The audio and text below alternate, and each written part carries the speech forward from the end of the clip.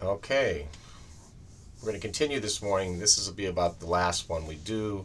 We'll see whether we're going to show these in class, but in all reality, I just want to get you used to what's available and get you out on the web to see what else is there.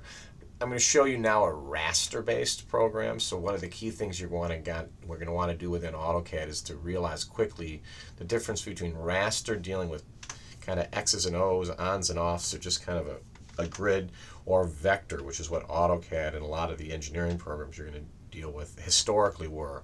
What's happening, like in a lot of programs, everybody's trying to be everything, and you want to start to be very aware of not trying to use the wrong tool for the right job, if you would. So this is Paint. If you haven't seen Paint, it's a great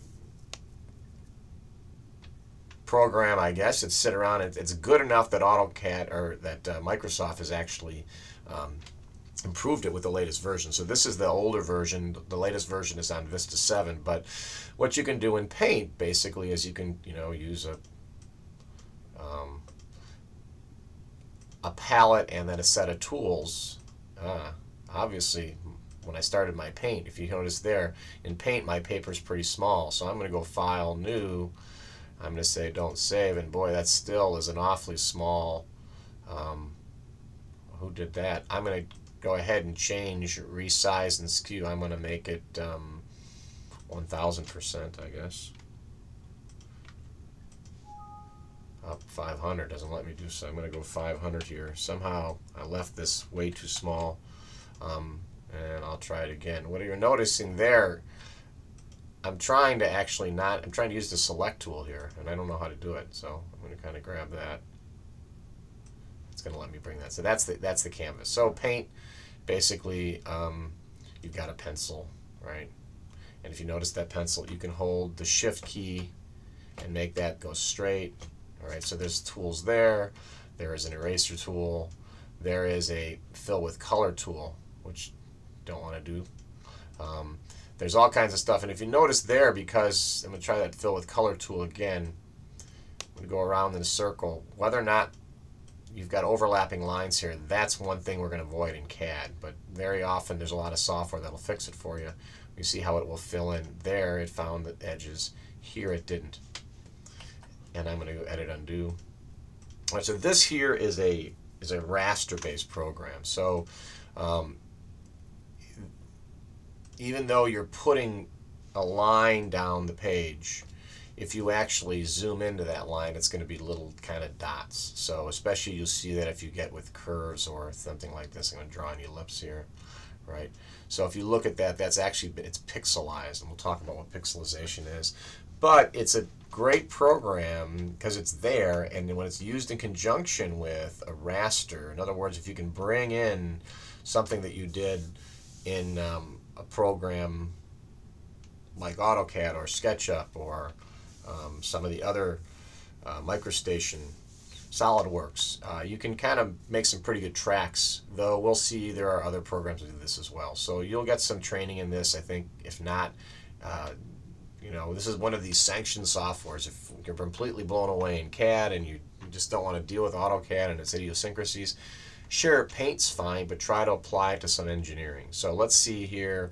I've drawn an ellipse, and I'm going to now I'm going to change this color here, and I'm going to go use the Paint bucket. Now, if you notice there, it makes it pretty quick and pretty easy to do some pretty interesting drawings and some art. What you'll start to see is a lot of these programs will try to do all things to all people. Paint's not a bad one. Photoshop is, got a larger learning curve, the GIMP. But we've got Paint on all these computers, so on a semi-regular basis, we'll be kind of going back and forth into Paint. Just so you can start to learn to use the interface. You notice on this program here, I'm right-clicking. I'm not sure, there's my selection here. Now I can kind of right-click. Once something's selected, it's got a new set of selection tools. So that's one of the things, the kind of theme that we're talking about here, that you can actually grab. In this case, you're grabbing, interesting by that, I'm kind of grab that, trying to grab it by a box. Now it's grabbed. Now if I right click, I get the same set. If I left click, I can move it around. If you notice here, it's moved. It's not just moving the line, however, it's moving the whole selection. So if I go to here and instead I want to grab a little tighter, now this time when I move it around it's moving just that little bit. So it has fundamentally the difference between something like Paint and Photoshop. Though Photoshop, I'm not an expert in any way, shape, or form, is that this is a raster-based program. But you do want to get around and play around with this one and kind of learn to develop in AutoCAD a set of methodologies or tools or habits that don't mean you don't have to work differently in other programs. So particularly I'm going to be big on that in terms of going to SketchUp and a little bit to something called Inventor, as these are definitely programs you're going to have access to, and they're very burgeoning. They have burgeoning use, especially in the architectural fields and the emerging stuff. So, all right, so that is Paint. So that was a raster program, and let's see anything else here. Don't save. Let's see what other programs we have out here. Let me finally bring up this one just so you can again see the interface and the context-driven menus. That is the theme of these 20 minutes, is that as we go into AutoCAD, we're going to be trying to develop a set of tools and methodologies that will transfer either from or to other software as you go. So I'm going to continue, Mozilla, all right. Oh, it's going to update. This isn't good. This is not good. Don't always say yes. So what I'm going to show you here is I'm going to start. This is a project called HydroCAD. It's a model for stormwater. I'm making a dummy project here. Sure. Now what I'm going to show you is I am left-clicking and dragging.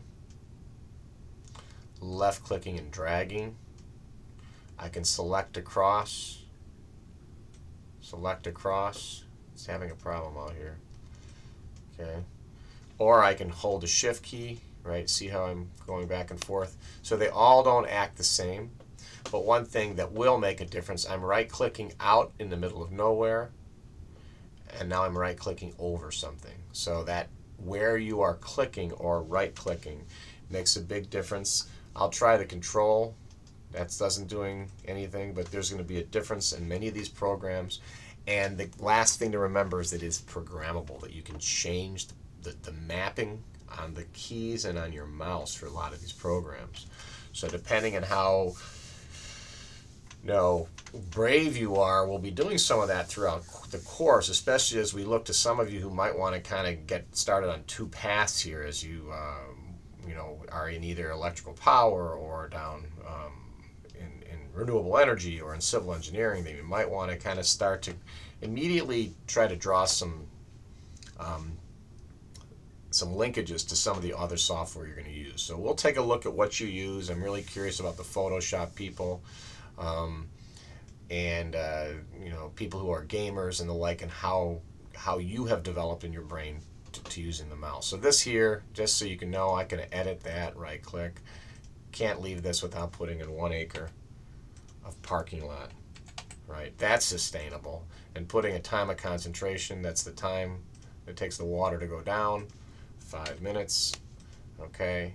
And then I hit here, change this thing, change the calculations, got to tell it where it's at. So there's also, I want to point out here, in any program, there's going to be the environment of the settings, and that's going to be what we're going to start with then today in AutoCAD, or did the first day. So now when I go here, edit, okay, or I right click and hit a report, I get sound too. So you start to see what's one place AutoCAD has not filled in behind, but it's coming, this idea of adding sound. So again, I'm left clicking on something there and left clicking, right click brings me up something. I can copy, delete, and things are not all exactly the same, but they tend to work on some sort of context driven. I'm right clicking over nothing, I'm right clicking over the thing. So that's going to make a big difference, and your visual clues are not going to be exactly the same from software package to software package, but there will be visual clues. All right, thanks for listening. That's more than enough to look at on the first day or after the first day of class. Thanks for listening. Bye.